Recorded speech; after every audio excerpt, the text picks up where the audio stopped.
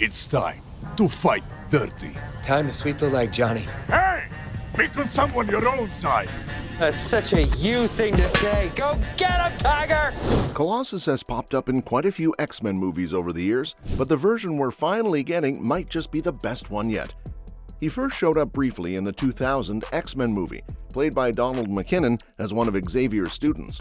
Then, Daniel Cudmore took over the role in X2 and kept it through The Last Stand and Days of Futures Past, where Colossus fought Sentinels, died in one timeline, and later became a teacher at the Xavier Institute after things were reset. The character got a full CGI makeover in Deadpool with motion capture by Andrew Tricotu and TJ Storm, and a voice from Stefan Kapičić, who really nailed that strong but kind vibe. Kapičić returned for Deadpool 2 and is back again for Deadpool and Wolverine, keeping Colossus alive and metallic in the funniest and most faithful way yet.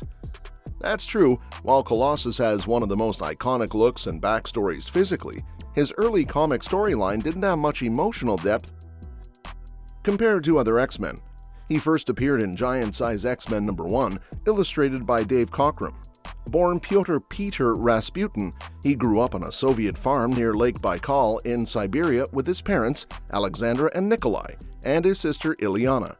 His older brother Mikhail was a cosmonaut who was thought to have died in a rocket accident. Later, the 2006 miniseries Colossus Bloodline added a twist, revealing the family's connection to Grigory Rasputin and a Romanian woman named Elena. Peter's powers first appeared when he saved Ilyana from a runaway tractor, turning his skin into organic steel.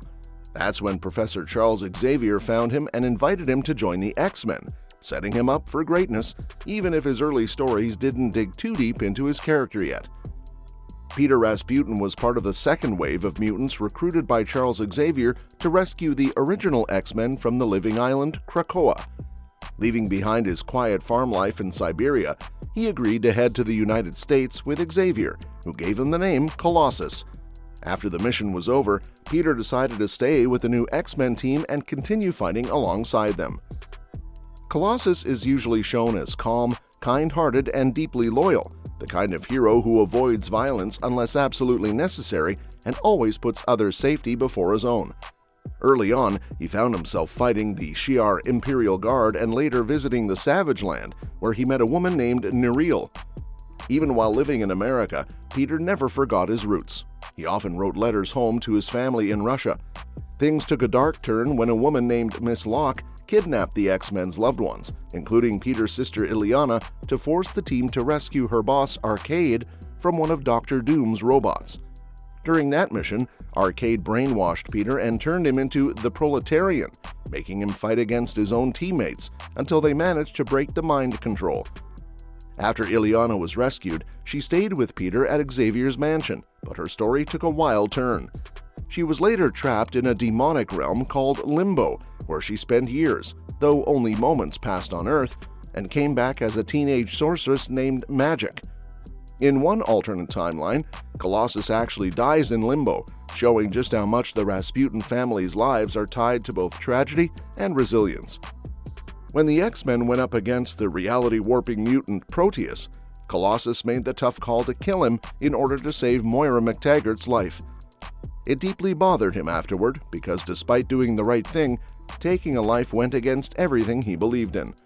Around this time, Peter also started his most memorable relationship with Kitty Pryde. They didn't last long as a couple, but their bond grew into one of the strongest friendships in the X-Men's history. Later, during a fight with Mystique's Brotherhood of Mutants, Peter was badly injured and nearly died, but he was saved thanks to Rogue and a Morlock healer. Things didn't slow down from there. During the Secret War storyline, Peter fell for an alien healer named Saji. That experience made him realize his feelings for Kitty weren't as clear as he thought, leading him to end their relationship. Heartbroken and angry, he later got into a brutal bar fight with Juggernaut. Then came the Mutant Massacre, one of the darkest chapters in X-Men history. Colossus played a key role in trying to protect the Morlocks from the Marauders. When Harpoon seriously injured Kitty, Peter lost control of his emotions and killed Riptide in a rage. He soon collapsed from his own wounds, and Magneto had to use his powers, with Shadowcat's help, to patch up his metal body. The healing worked, but it left Peter paralyzed. He was eventually sent to Muir Island to recover, along with Nightcrawler, Shadowcat, and the remaining Morlocks. After some time, Colossus managed to heal from his earlier injuries, but he was stuck in his metal form and could only return to his human self with extreme effort. During the fall of the mutant storyline, he realized Destiny hadn't seen him in her vision of the X-Men's death, so he asked his sister Illyana to teleport him to Dallas to help them. There, the team sacrificed themselves to stop the adversary, and Colossus died alongside them to save the world. Thankfully, they were later resurrected by Roma, and the X-Men decided to let the world think they were dead while secretly operating out of Australia. After the Inferno event, Illyana was de-aged back to a child, and Peter decided it was best for her to live with their parents in Russia. He eventually reunited with Nireel in the Savage Land and met her son, though that story wouldn't end quite the way he hoped. Around the time the team started to fall apart, with Rogue missing, Wolverine gone, Longshot quitting, and Storm presumed dead, Psylocke convinced the remaining members to pass through the Siege Perilous, which gave them new lives. Peter ended up in New York with no memory of being an X-Man, living as a successful artist named Peter Nicholas. But things took a turn when he was captured by the Morlocks after rescuing Callisto, who had been transformed by Mask. Even without his memories, he transformed into Colossus again to defeat Mask. Forge, Banshee, and Jean Grey later found him, but chose to let him live his new life instead of forcing him back into the fight. Eventually, the Shadow King took control of him and sent him to hunt down Stevie Hunter and Charles Xavier. To save everyone, Xavier had to destroy Peter's artist persona, bringing Colossus back fully. He rejoined the X-Men as part of Storm's Gold Strike Force. Later, Peter returned to the Savage Land and was crushed to learn that Nereal's child wasn't his. Soon after, he discovered that his brother Mikhail was alive and ruling over another dimension as a messiah figure. Mikhail came back to Earth, but was haunted by guilt over the deaths of his old crew. He took command of the Morlocks and planned a mass suicide, believing it would free him from his pain. Peter was devastated by this, and the grief from all these family tragedies eventually pushed him to leave the X-Men for a while. Mikhail survived, though, and transported himself and the Morlocks to another world, leaving Peter feeling betrayed and guilty all over again. Back home in Siberia, things got worse. Their parents were killed, and Illyana was kidnapped by the Russian government, who wanted to reactivate her powers to fight a mutant called the Soul Skinner. With the X-Men's help, Peter rescued her, but the peace didn't last long. Illyana later died after contracting the Legacy virus. Losing his family and suffering brain damage that trapped him in his armored form broke Peter down completely.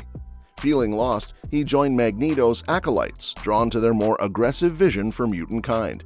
Even after he recovered from the brain injury, Peter stayed with them, hoping he could be a voice of reason and bring some of Professor Xavier's ideals into Magneto's world.